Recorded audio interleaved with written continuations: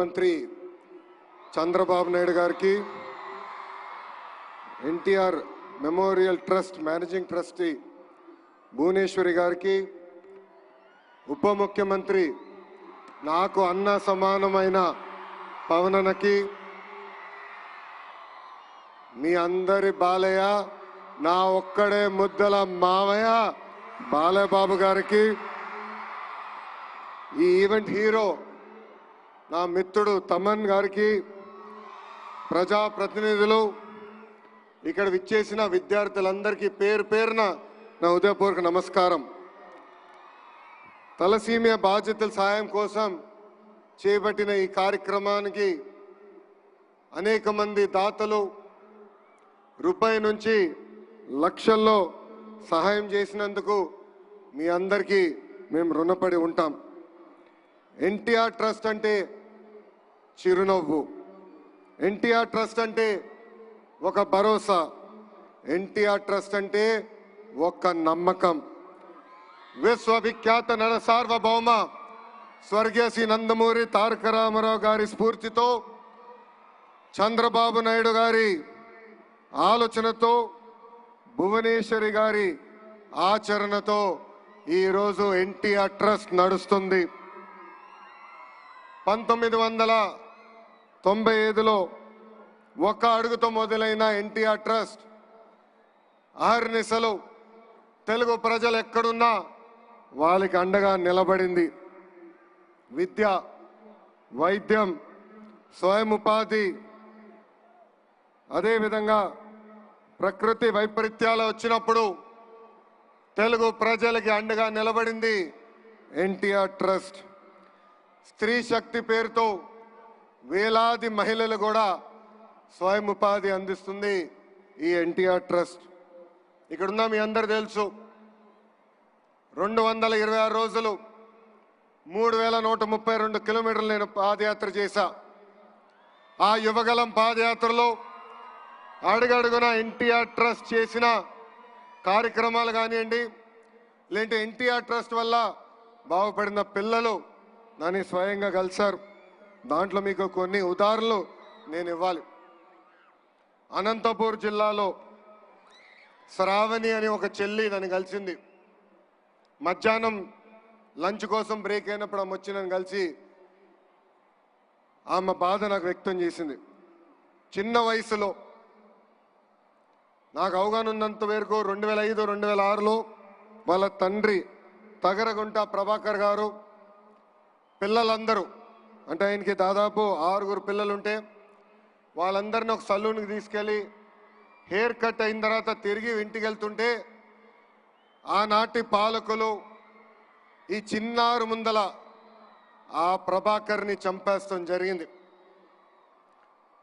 మా చెల్లమ్మ శ్రావణి ముందల ఆ ప్రభాకర్ని చంపేస్తాం జరిగింది. ఆనాటి ప్రతిపక్ష నేతగా ఉన్న చంద్రబాబు నాయుడు గారు ఆ 6 బిడ్డల్ని నా సొంత అక్క చెల్లెల్లాగా చాకి వాళ్ళందరినీ ఈరోజు ప్రయోజకులుగా మార్చడం జరిగింది. శ్రావణితో పాటు ఆమెకున్న అక్కలు కానీ అన్నలు ఈరోజు బెంగళూరులో కానీ, హైదరాబాద్లో కానీ, చెన్నైలో కానీ ఐటీ రంగంలో అద్భుతంగా ముందలుకెళ్తున్నారు. అదేవిధంగా అదే అనంతపూర్ జిల్లాలో మౌనికాని కూడా కలిసా. మౌనిక తండ్రి శ్రీనివాస్ గౌడ్ని కూడా ఫ్యాక్షన్ దాడిలో చంపేస్తే మౌనికాని ఆమె చెల్లి నాగమణిని కూడా చదివించింది గౌరవనీయులు చంద్రబాబు నాయుడు గారు. నాకు ఇప్పుడు కూడా బాగా గుర్తు, ఇంట్లో ఎప్పుడు ఎన్టీఆర్ ట్రస్ట్ గురించి ఆయన మాట్లాడేవారు, స్కూల్ గురించి మాట్లాడేవారు. ప్రత్యేకంగా ఆయన మేనేజింగ్ ట్రస్టీగా ఉన్నప్పుడు స్కూల్కి వెళ్ళి పిల్లలకి కౌన్సిలింగ్ ఇచ్చేవారు. నేను అడిగేవాడిని, నాకు మీరు అంత సమయం ఇవ్వట్లేదు కానీ అక్కడున్న పిల్లలకి అంత సమయం ఎందుకు ఇస్తున్నారని. అప్పుడు ఆయన ఒక మాట చెప్పారు, ఫ్యాక్షన్లో ఎవరన్నా చనిపోతే కుటుంబ సభ్యులందరూ ఒక ప్రతిజ్ఞ తీసుకుంటారు, చంపినోళ్ళని తిరిగి చంపాలని. దానికి నేను ఫుల్ స్టాప్ పెట్టాలనుకున్నాను, అందుకే ఆ పిల్లలకి నేను స్వయంగా కౌన్సిలింగ్ ఇస్తున్నానని చెప్పిన వ్యక్తి చంద్రబాబు నాయుడు గారు. ఇంతేకాదు ఇప్పుడు కూడా నా బాగా గుర్తు 2013లో బ్రహ్మణి గ్రాడ్యుయేషన్కి మేము అందరం వెళ్ళాం. అమెరికాకి వెళ్ళి తిరిగి వచ్చే సమయంలో మేము న్యూస్లో చూసాం ఉత్తరాఖండ్లో వరదలు బాగా వచ్చినాయి, అక్కడికి వెళ్ళిన ప్రయాణికులందరూ చిక్కుపోయారని. ఇక్కడ చాలామంది తెలుసు అమెరికా నుంచి వచ్చినప్పుడు జెట్ లాగ్ అనేది ఉంటుందని. పొద్దున 3ంటికి వచ్చాం, నేను హాయిగలి పడుకున్నా. మధ్యాహ్నం లేచి బయటకు వచ్చి అమ్మని అడిగా, నాన్నగారు ఎక్కడున్నారంటే ఇప్పుడే ఢిల్లీకి వెళ్ళారు, ఉత్తరాఖండ్లో ఏం జరుగుతుందో తెలుసుకుందామని బయలుదేరారని. అక్కడ బయలుదేరిన వ్యక్తి ఢిల్లీ నుంచి ఉత్తరాఖండ్కి వెళ్ళి ఏకంగా 510 మంది తెలుగులు అక్కడ చిక్కుకుంటే ప్రత్యేక విమానం వేసి వాళ్ళని హైదరాబాద్కి తీసుకొచ్చారు. అంతేకాదు మాకు చెప్పారు, హైదరాబాద్లో మీరు రిసీవ్ చేసుకోండి, వాళ్ళకి ప్రత్యేక వాహనాలు బస్సులు ఏర్పాటు చేయండి, తిరిగి వాళ్ళ ఇంటికి చేర్చే బాధ్యత మీరు తీసుకోండి అని చెప్పిన వ్యక్తి గౌరవ చంద్రబాబు నాయుడు గారు. ఇవన్నీ మీకు ఎందుకు చెప్తున్నానంటే, ఒక మంచి పని చేయాలంటే మంచి మనసు ఉండాలి. సమాజంలో ఒక మార్పు తీసుకురావాలంటే ఒక సంకల్పం ఉండాలి. అదే సంకల్పంతో అన్న ఎన్టీఆర్ పేరుతో ట్రస్ట్ ఏర్పాటు చేశారు చంద్రబాబు నాయుడు గారు. ఉత్తరాఖండ్ వరదలేమి, హుదూద్ సైక్లోన్ ఏమి, తిట్లి కానీ, మొన్న జరిగిన విజయవాడ ఫ్లడ్లు కానివ్వండి, పెద్ద ఎత్తున ఆదుకుంది ఎన్టీఆర్ ట్రస్ట్. అంతేకాదు కోవిడ్ అప్పుడు అన్నమయ్య డ్యామ్ గేట్లు కొట్టుకుపోతే ఆనాటి ప్రభుత్వం స్పందించబోయినా 48 కుటుంబాలకి ఆర్థిక సహాయం చేసి అండగా నిలబడింది ఎన్టీఆర్ ట్రస్ట్. ఇంతేకాదు కోవిడ్ వచ్చినప్పుడు మాస్కులు, మందులు, ఆక్సిజన్ కాన్సన్ట్రేటర్లు కూడా అందించింది మన ఎన్టీఆర్ ట్రస్ట్. గత 28 సంవత్సరాలుగా అనేక కార్యక్రమాలు చేసింది ఎన్టీఆర్ ట్రస్ట్.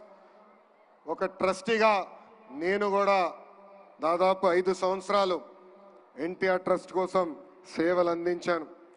ఈ 28 సంవత్సరాల్లో సుమారుగా 8,70,000 పేషెంట్లకి బ్లడ్ అందించింది.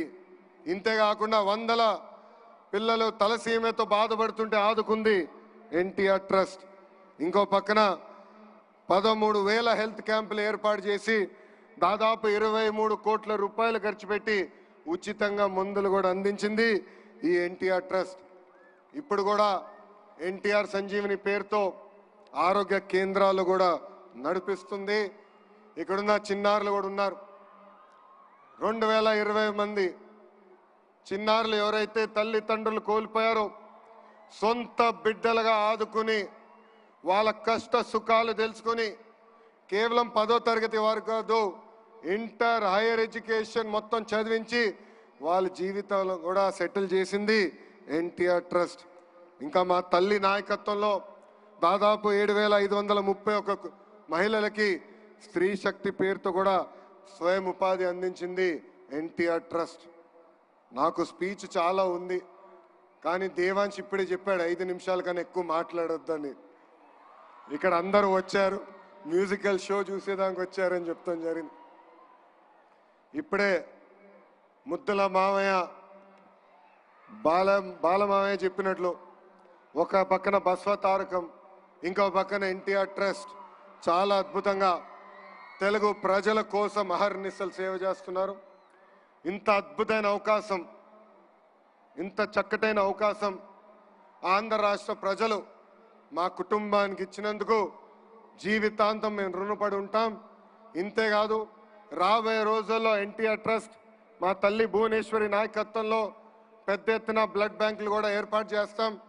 నేను అహర్నిశలు వాళ్ళు చెప్తున్నా, బ్లడ్ రీసెర్చ్ ఇన్స్టిట్యూట్ కూడా ఏర్పాటు చేస్తాం. బ్లడ్లో అగ్రస్థానం రీసెర్చ్ చేసే బాధ్యత ఎన్టీఆర్ ట్రస్ట్ తీసుకుంటుందని సభాముఖంగా తెలుగు ప్రజలందరూ తెలుపుకుంటూ మీ అందరి దగ్గర నుంచి సెలవు తీసుకుంటున్నా.